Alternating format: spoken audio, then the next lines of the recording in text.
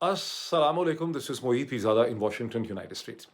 मैं जहाँ हूँ अमेरिका के ईस्ट कोस्ट में, यहाँ तो अभी रात है, लेकिन हिंदुस्तान, पाकिस्तान, बरसग़ीर में, मशरिक़ वस्ता में अब 23 अगस्त 2026 और संडे, इतवार के दिन की सुबह हो रही है। चूँकि मुझे जहाँ तक पुराना याद है, अभी तक मुझे पता नहीं कोई तब्दीली ना हो गई हो, लेकिन इतवार छुट्टी का दिन हुआ करता है और इसलिए बहुत से लोग अभी सोए पड़े होंगे। तो अभी आप लोग उठें, आँखें मलें, आपने कॉफ़ी पीनी है, चाय पीनी है, पानी पीना है, जो भी पिएँ, घूमें-फिरें, वर्जिश करें।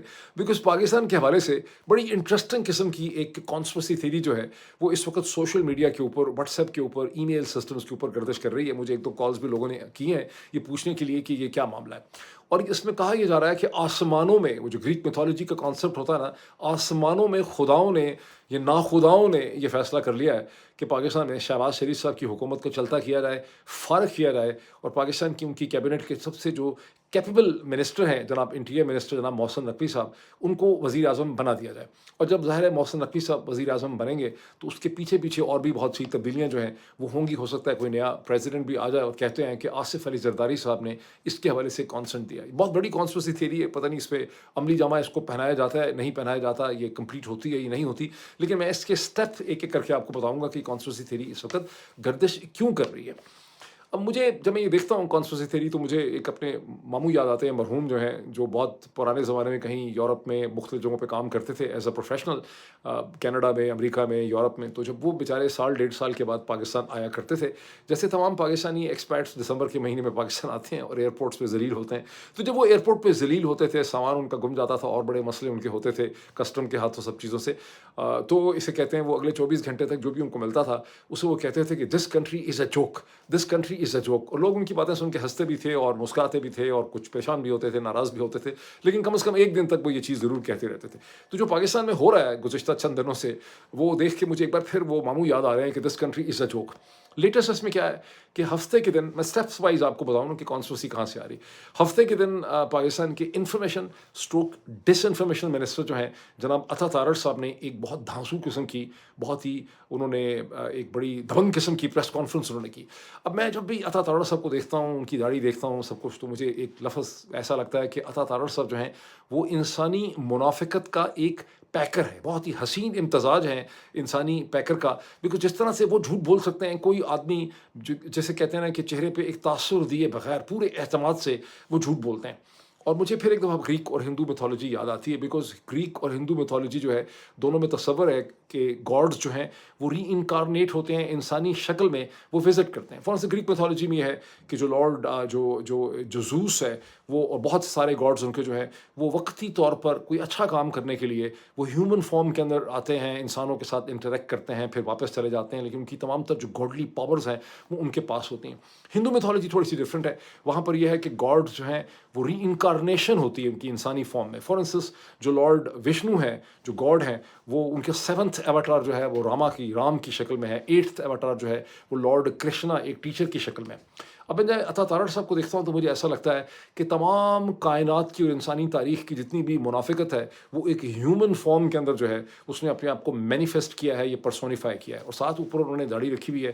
तो जितने अच्छे लोग हैं, मॉडेस्ट लोग हैं, वो उनको देख के भी परेशान होते होंगे बारिश लोग कि यार इस शख्स ने किस तरह से, ये शख्स जो है ये मुनाफ़िकत करता है और हमें भी ख़राब करता है और एक डिफ़िकल्ट इमेज जो है वो हमारे लिए पैदा करता है।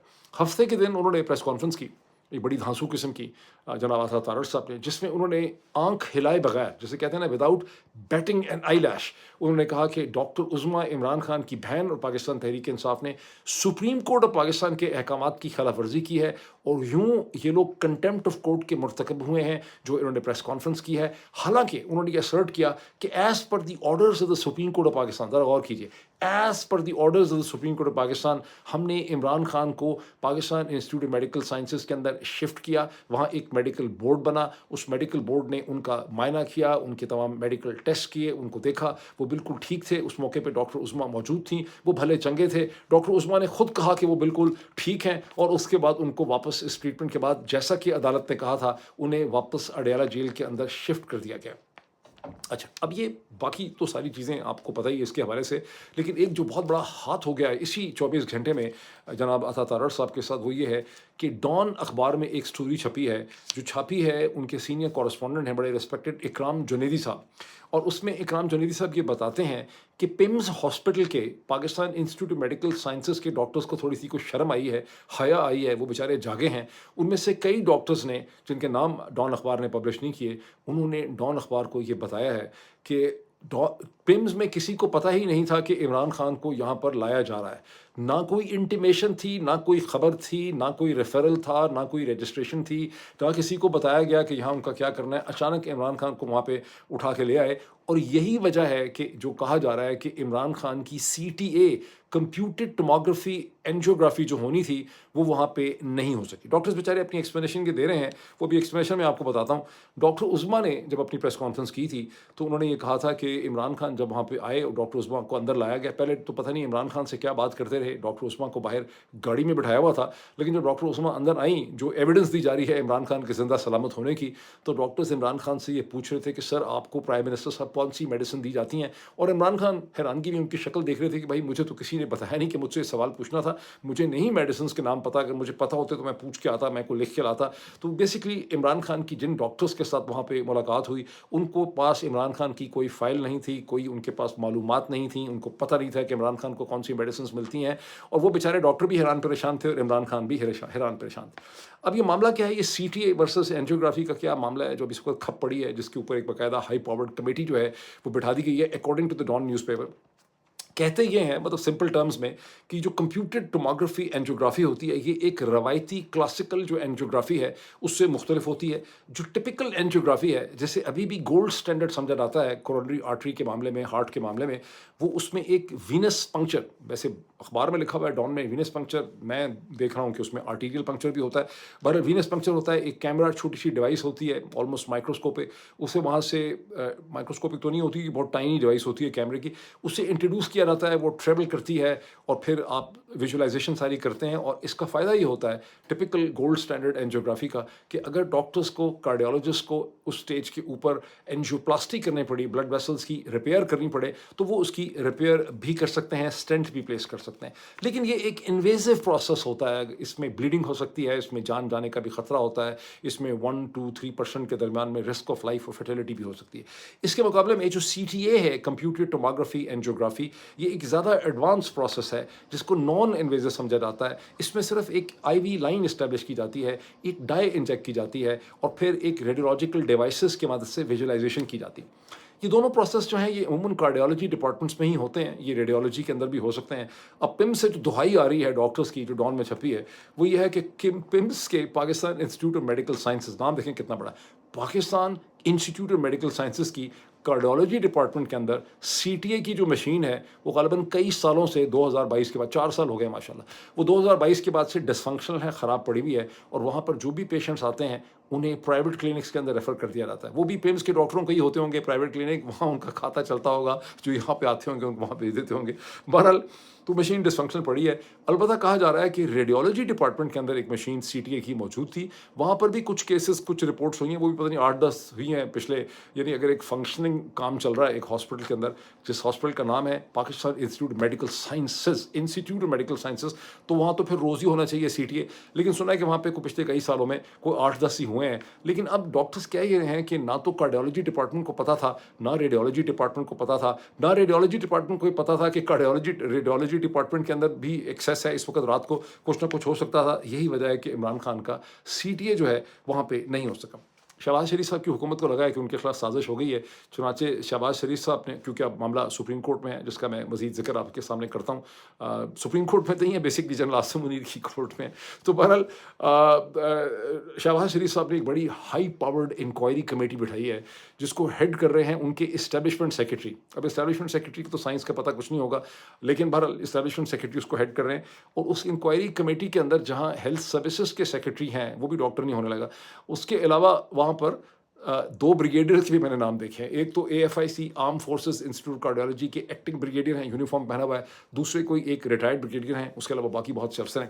یہ انکوائری کمیٹی جو ہے یہ تعین کرے گی کہ یہ حادثہ کیسے ہوا، عمران خان کو جب وہاں پہ لایا گیا کیا وجہ ہے کہ ہاسپٹل کو نہیں پتا تھا، کیا وجہ ہے کہ کارڈیالوجی کے اندر CTA مشین کام نہیں کرتی تھی، کیا وجہ ہے کہ ریڈیولوجی سے کوارڈینیشن نہیں ہو سکی، کتنے عرصے سے یہ دھندا چل رہا ہے کہ پیشنٹس یہاں پہ آ رہے ہیں اور پرائیویٹ جگہوں پہ ریفر ہو رہے ہیں۔ یہ شہباز شریف صاحب نے اس کے حوالے سے غالباً ٹویٹ بھی کیا ہے، at least government of Pakistan نے ایک بڑا لمبا چوڑا ٹویٹ کیا ہے ایکسپلینیشن دینے کے لیے.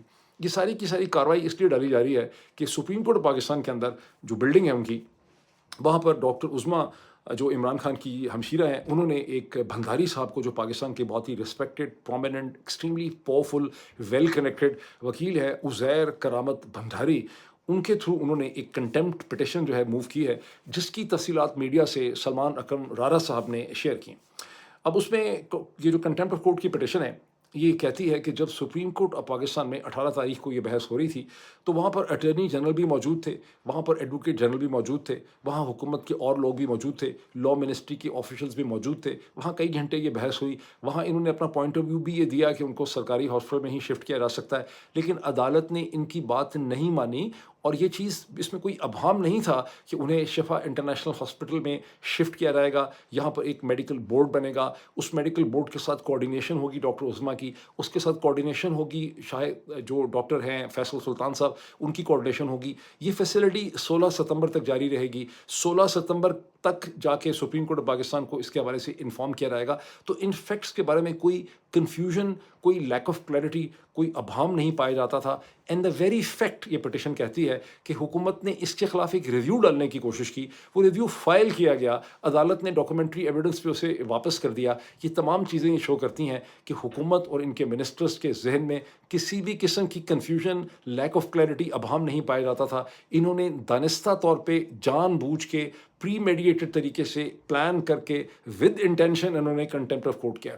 میں آپ کو یاد کرواؤں گا کہ کنٹمپٹ آف کورٹ میں بعض دفعہ پہلے سزائیں ہوئی ہیں. جیسے میرا خیال ہے کہ لطیف صاحب کو، جو گجرانوالہ یا شیخ پورہ کے پی ایم ایل این کے ایک لیڈر ہیں، ایک دو لیڈرز کو 2018 19 20 میں ان کو کنٹمپٹ آف کورٹ کی سزائیں ہوئی ہیں. وہاں پہ بڑا ابہام تھا، وہاں پہ ان کی سٹیٹمنٹس تھیں، انہوں نے ریٹوریکل سٹیٹمنٹس دی تھیں.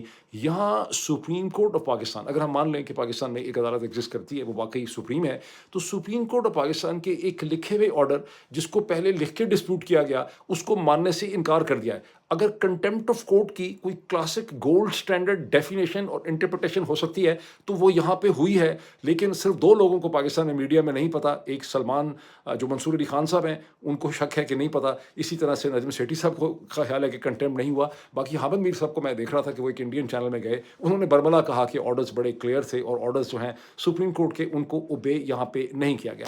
تو یہ کنٹمپٹ کی پٹیشن بڑی اسٹرانگ ہے. اب کہانی کانسپریسی تھیوری کہاں سے پیدا ہو رہی ہے؟ اس کنٹمپٹ میں جو رسپونڈنٹس ہیں، اس میں کمشنر اسلام آباد ہیں، جو بتایا جاتا ہے کہ ایک ریٹائرڈ لیوٹیننٹ ہے. یہ بھی ایک بڑا انٹرسٹنگ معجزہ ہے کہ سول سروسز میں فوج کے اثر زبردستی بھیجے جاتے ہیں. 1960 سے ایوب خان کے زمانے سے یہ روش اور یہ پالیسی اختیار کی گئی تھی. پاکستان میں ہر غلط کام، ہر غیر قانونی کام جو ہے اس کو قانون بنا کے کیا جاتا ہے. یہ نیبر رنگ میں انڈیا ہے، یہیں سول سروسز پائی جاتی ہے. وہاں ان 78 برس میں کبھی ایسا نہیں ہوا کہ کسی فوج کے افسر کو سول سروسز میں آپ نے بھیجا ہو. اگر فوج کا افسر سول سروسز میں آئے گا تو پہلے فوج چھوڑے گا، اپنی تمام ختم کرے گا سروس، پھر امتحان دے گا مقابلے کا، جیسے باقی ہندوستانی شہری دیتے ہیں، پھر مساوی بنیاد پہ ایکویلٹی میں وہ سول سروسز آف انڈیا کے اندر آئے گا. لیکن پاکستان میں بے تحاشا افسروں کو 1960s کے بعد جو ہے ان کو سول سروسز میں بھیجا جاتا ہے، ڈسٹرکٹ مینجمنٹ میں، پولیس میں. لیکن جن کو بھیجا جاتا ہے وہ کیپٹن یا میجر، پہلے کیپٹن ہوا کرتے تھے، میجر وغیرہ ہوا کرتے تھے. یہ لیوٹیننٹ ہیں اسلام آباد کے کمشنر، لیوٹیننٹ ریٹائرڈ لکھا ہوا ہے ان کے نام کے ساتھ. اب پتہ نہیں انہوں نے آرمی چھوڑ کے مقابلے کا امتحان دیا ہے، جو بڑا ریئر ہے. اگر دیا ہے تو پھر ہیوج ریسپیکٹ فار ہم. لیکن ادروائز اگر لیوٹیننٹ کو بھی بھیج دیا ہے انہوں نے وہاں سے ڈیلیگیشن کے اوپر سول سروسز میں، تو یہ تو خدا کی بالکل پناہ ہے. بہرحال ریسپونڈنٹس میں کمشنر اسلام آباد بھی ہیں، سیکرٹری انٹیریئر، سیکرٹری داخلہ بھی ہیں وفاق کے، اس کے اندر انسپیکٹر جنرل جیل کے ہیں پنجاب کے، سپرنٹینڈنٹ ہیں اڈیالہ جیل کے. اس کے علاوہ عطا تارڑ صاحب ہیں، minister of information disinformation. Law minister جناب دوسرے تارڑ صاحب جو ہیں، اعظم رضی تارڑ صاحب بھی ہیں. اور کنا کم اس کے اندر پاکستان کے وزیر اعظم شہباز شریف صاحب کو بھی رسپونڈنٹ بنایا گیا. یعنی جو بھنڈاری صاحب کی کنٹمپٹ پٹیشن ہے سپریم کورٹ آف پاکستان میں، وہ یہ کہتی ہے کہ یہ تمام لوگ رسپانسبل ہیں سپریم کورٹ آف پاکستان کے حکم کو نہ ماننے میں، اور انہوں نے کنٹمپٹ کیا ہے اور ان کے خلاف کیس جو ہے وہ بننا چاہیے. اب اس میں معاملہ کیا ہے عجیب و غریب سا، اس میں معاملہ یہ ہے کہ اس میں ایک بہت ہی امپورٹنٹ نام جو ہے وہ نہیں ہے. آپ اس میں نوٹ کریں کہ اس میں وفاق کے سیکرٹری انٹیریئر تو ہیں کنٹمپٹ کے لیے رسپانسبل، ان کو تو ریسپونڈنٹ بنایا ہے بھنڈاری صاحب کے پٹیشن نے، لیکن اس میں محسن نقوی صاحب جو کہ وزیر داخلہ ہیں پاکستان کے اور جن کے نیچے کام کرتے ہیں، جو پولیٹیکلی رسپانسبل ہیں انٹیریئر کے تمام ڈیسیجنس کے، یعنی سیکرٹری انٹیریئر تو رسپانسبل ہے، اس کو تو رسپونڈنٹ بنایا ہے بھنڈاری صاحب نے، لیکن اس کو محسن نقوی صاحب کو رسپونڈنٹ انہوں نے نہیں بنایا. یہ بڑا آکورڈ قسم کا کویشچن تھا جو سلمان اکرم رارا صاحب سے رپورٹرز نے پوچھا. سلمان اکرم رارا صاحب آئیں بائیں شائیں کرتے رہے، ان کے پاس اس کا کوئی سیٹسفیکٹری جواب نہیں تھا.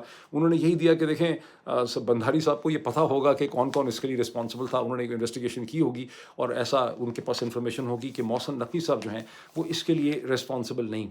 یہ وہ جگہ ہے جہاں سے ایک کانسپریسی تھیوری نے جنم لیا ہے، اور وہ کانسپریسی تھیوری اس وقت واٹس ایپ کے اوپر ڈسکس ہو رہی ہے. مجھے ایک دو لوگوں نے ای میل بھی کر دی ہیں، لوگوں نے کال بھی کیا ہے، لوگ حیران ہو کے سوال پوچھ رہے ہیں کہ کیسے ہو گیا کہ سیکرٹری انٹیریئر تو رسپونڈنٹ ہے کنٹمپٹ کی پٹیشن میں، لیکن اس کا باس جو ہے محسن نقوی جو منسٹر انٹیریئر ہے وہ اس میں رسپانسبل ہے. اب آپ اچھی طرح جانتے ہیں کہ محسن نقوی صاحب جو ہیں وہ ایک اور بڑی طاقتور شخصیت جو ہیں ان کے قریب سمجھے جاتے ہیں، ان کی رشتہ داری بھی ان سے الزام لگایا جاتا کہ ہے. اب خدا بہتر جانتا ہے کہ یہاں ہونا کیا ہے، لیکن کانسپریسی تھیوری یہ کہتی ہے کہ آسمانوں پہ یہ فیصلہ ہو گیا ہے کہ شہباز شریف صاحب کو کنٹمپٹ میں ٹھوکا جائے گا. پتہ نہیں ہوتا کہ نہیں ہوتا، لیکن اس کے ساتھ محسن نقوی صاحب جو ہیں وہ پرائم منسٹر بن جائیں گے. اگر واقعی ایسا ہوتا ہے مجھے بڑی دلی خوشی ہوگی، بیکاز یہ پہلی دفعہ ہے کہ پاکستان میں کوئی صحافی اور رپورٹر جو ہے وہ اتنی تیزی سے ترقی کر رہا ہے کہ پہلے وہ پنجاب کا چیف منسٹر بن جاتا ہے، پھر وہ آپ کے ماشاء اللہ جو سب سے پریسٹیجیس آپ کا کرکٹ بورڈ ہے جس کے آپ سارے میچز ہارتے چلے جا رہے ہیں ابھی برطانیہ میں، اس کے وہ بن جاتے ہیں چیئرمین وغیرہ بن جاتے ہیں. اس کے بعد وہ پاکستان کے انٹیریئر منسٹر بنتے ہیں، بڑے بڑے امپورٹنٹ فیصلے کرتے ہیں. اب وہ اگر پرائم منسٹر بن جائیں گے تو ہمیں امید ہے کہ صحافیوں کے اوپر، جب ایک صحافی پرائم منسٹر بنے گا تو بہت سے صحافی بیچارے میری طرح کے جن کے اوپر دہشت گردی کے غلط مقدمے قائم کیے گئے ہیں، تو ایک صحافی وزیر اعظم جو بنے گا تو ہمارے اوپر یہ دہشت گردی کے مقدمے جو ہیں وہ ختم کر دے گا. تو مجھے ماموں کی بات یاد آ رہی ہے کہ this country is a joke, تھوڑا سا اس میں ایڈ کرنے دس از اے سک جوک، لیکن ہے یہ جوک ہی ہے. تو انجوائے کریں کہ منڈے کے دن میں جب یہ پروسیڈنگ شروع ہوں گی کنٹمپٹ کی، اور دیکھیں کہ سپریم کورٹ کیا کرتی ہے. کچھ نہ کچھ تو ہونا ہے اس ملک میں. بہرحال آگے چلیں. اب میں تھوڑا سا آپ کو یہ بتا دوں کہ سنڈے کو انہی تمام چیزوں کو ڈسکس کرنے کے لیے امریکہ کا جو سنڈے ہوگا، امریکہ میں تو ابھی سیٹرڈے کی رات ہے، امریکہ کا جو سنڈے ہوگا دن کے 1 بجے ہم اپنی تھنک ٹینک کی میٹنگ کریں گے پیٹریون میں. اور یہ میٹنگ دن کے 1 بجے اس لیے ہوگی کہ جو پچھلی میٹنگ کی تھی ہم نے منڈے ٹیوزڈے کو، اس میں وہ رات کو دیر سے کی تھی، اور اس میں مشرق وسطیٰ اور برطانیہ کے اور بہت سی جگہوں کے لوگ پارٹیسپیٹ نہیں کر سکے تھے. 1 بجے کا مطلب یہ ہے کہ برطانیہ میں شام کے 6 بجے میں ہوں گے، مشرق وسطیٰ کے ممالک میں سعودی عرب اور اس کے درمیان میں 7 اور 8 گھنٹے کا فرق ہے، تو کہیں 8 ہوں گے کہیں 9 ہوں گے. اور یوں ہم یہ میٹنگ کر کے ان تمام چیزوں کو ڈسکس کریں گے. تقریباً 2 گھنٹے کی ہم یہ میٹنگ کریں گے موونگ فارورڈ، اور اس کی پھر ڈیٹیلز بھی میں شیئر کروں گا کہ کیا ہمارے اس میں تاثرات ہیں. تو موونگ فارورڈ، اور میں اس کا لنک ہمیشہ کامنٹس میں آپ کو ملے گا، کامنٹ سیکشن میں پرنٹ میں. آپ لوگوں کو میری ریکویسٹ ہے ونس اگین آپ کو یاد کرواؤں گا کہ آپ لوگ اگر اس پیٹرن پیج کو جوائن کریں گے کسی بھی کیپیسٹی میں، اگر آپ جوائن کرتے ہیں تو آپ میری جرنلزم کو، ریسرچ کو، جو چھوٹی سی ٹیم ہے اسے آپ سپورٹ کرتے ہیں. اب ہم تھوڑا سا دیکھیں، کیونکہ لوگ مسلسل کمپلین کرتے ہیں کہ ڈاکٹر صاحب آپ ایران کی خبر نہیں دیتے. صورتحال یہ ہے کہ جتنے بڑے دنیا کے اخبار ہیں، امریکہ کے، اسرائیل کے، پاکستان کے، کہیں پر بھی ایران کے حوالے سے بہت ہی کم خبر آپ کو ملتی ہے. اس کا ہرگز یہ مطلب نہیں کہ وہاں پہ ٹینشنز اور حالت جنگ بند ہو گئی ہے، نہیں، وہ ٹینشن بدستور برقرار ہے، بلکہ اب وہ اگلے 24 گھنٹوں میں ایک نئے فیز میں وہ جا رہی ہے. اس میں ایکٹیو کائنیٹک آپریشنز جو ہیں امریکہ کی طرف سے یا ایران کی طرف سے نہیں ہو رہے، امریکہ کی طرف سے بالکل نہیں ہو رہے جولائی کے بعد، لیکن وہ ٹینشن کا فیز برقرار ہے. اور 2 بجے دن کے منڈے کو امریکہ کے سیکرٹری ٹریجری اسکاٹ بیسنٹ نے اعلان کیا ہے کہ وہ ایران کے اوپر انسانی تاریخ کی ہسٹورک سینکشنز کا آغاز کریں گے.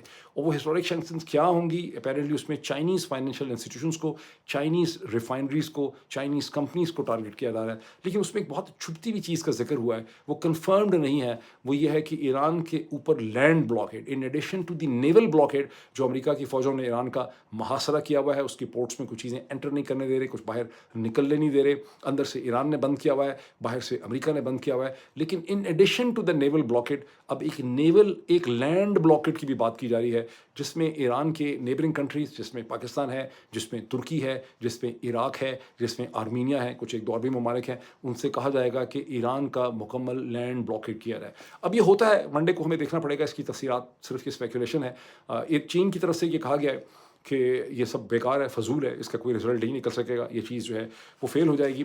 اور ڈاکٹر عباس اراغچی جو ایران کے فورن منسٹر ہیں، انہوں نے کہا ہے کہ پہلے 14 سال پہلے بھی بات کی گئی تھی اسی قسم کی سینکشنز کی، 8 سال پہلے بھی بات کی گئی، جون 2025 میں ایک جنگ کی گئی حکومت ختم کرنے کے لیے، پھر 28 فروری 2026 سے مسلسل ہمارے خلاف جنگ ہو رہی ہے، یہ سب چیزیں بھی ناکام ہو گئی ہیں اور یہ بھی ناکام ہو جائے گا۔ اور ایران کی جو آرم فورسز IRGC ہیں، انہوں نے بڑی اسٹرانگ اسٹیٹمنٹ دی ہے کہ ہم ہر قسم کی ایگریشن کا جواب دیں گے، لیکن یہاں کوئی کائنیٹک ایگریشن تو ہونے نہیں لگی، یہ تو ایک بلاکیڈ کی بات ہے۔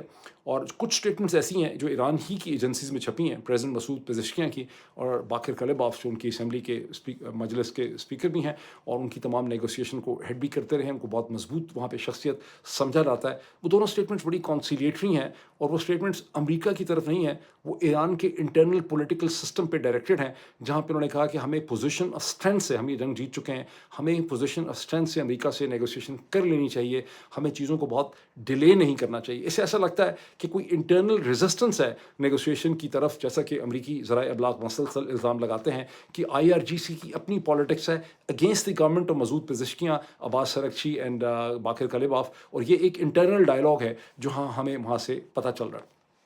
اب ایران نے کیا کیا اس کے جواب میں؟ ایران نے ایک انٹرسٹنگ چیز کی ہے بلاکیڈ کے جواب میں۔ ایران نے گزشتہ 24 گھنٹوں میں عراق کے کنٹینرز و جہازوں کو اسٹریٹ آف ہارمز سے کھلنے کا لائسنس اور اجازت دے دی ہے۔ یہ عراق کی ایک ڈیمانڈ تھی۔ سب سے جو امپورٹنٹ کنٹری ہے in terms of land blockade وہ عراق ہے، بیکاز عراق کے اندر ایک پرو امریکن گورنمنٹ بھی ایگزسٹ کرتی ہے، لیکن وہ پرو ایرانین بھی ہے۔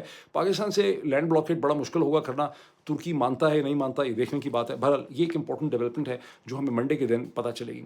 اب چین میں کیا ہو رہا ہے؟ یہاں جہاں اتنی ساری سازشیں ہو رہی ہیں چین کے خلاف، چین میں ایک اولمپک ہو رہا ہے روبوٹس کا، ہیومنائڈس کا، جس میں 100 میٹر کی جو ریس ہے وہاں پہ ایک چینی ہیومنائڈ نے 9.39 سیکنڈز میں نمبر فرسٹ آیا ہے، اور جو سیکنڈ آیا ہے وہ اس نے 9.47 سیکنڈز میں 100 میٹر کی اسپرنٹ کمپلیٹ کی ہے، دس بریکنگ دا ہیومن ریکارڈ۔ 2009 میں ایک ہیومن ریکارڈ تھا جمیکن اسپرنٹر اسین بولٹ کا، جنہوں نے 9.59 سیکنڈز میں، یعنی 10 سیکنڈ کے اندر انہوں نے 100 میٹر کی اسپرنٹ کمپلیٹ کی تھی۔ یہ اب تک اولمپک ریکارڈ تھا 2009 سے، اسے دو چینی ہیومنائڈ روبوٹس نے بریک کیا ہے by 9.39 second, number 1، 9.47 second number 2 position لی۔ اب آپ سوچ رہے ہوں گے کہ یار روبوٹس نے انسانوں کو، ہمیں پیچھے چھوڑ دیا، انسانوں کو پریشان نہ ہو۔ اسین بولٹ محبت بھی کر سکتا ہے، وہ شادی بھی کر سکتا ہے، وہ بچے بھی پیدا کر سکتا ہے، وہ کچن میں بھی کام کر لیتا ہے، وہ گاڑی بھی چلاتا ہے۔ یہ باقی سارے روبوٹس ایک ایک قسم کا کام کرتے ہیں، 2-3 کام کرتے ہیں، سارے کام نہیں کر سکتے۔ Man's genius remains supreme over the human rights. ابھی اتنا ہی، پھر آپ سے ملاقات ہوتی ہے۔ Thank you.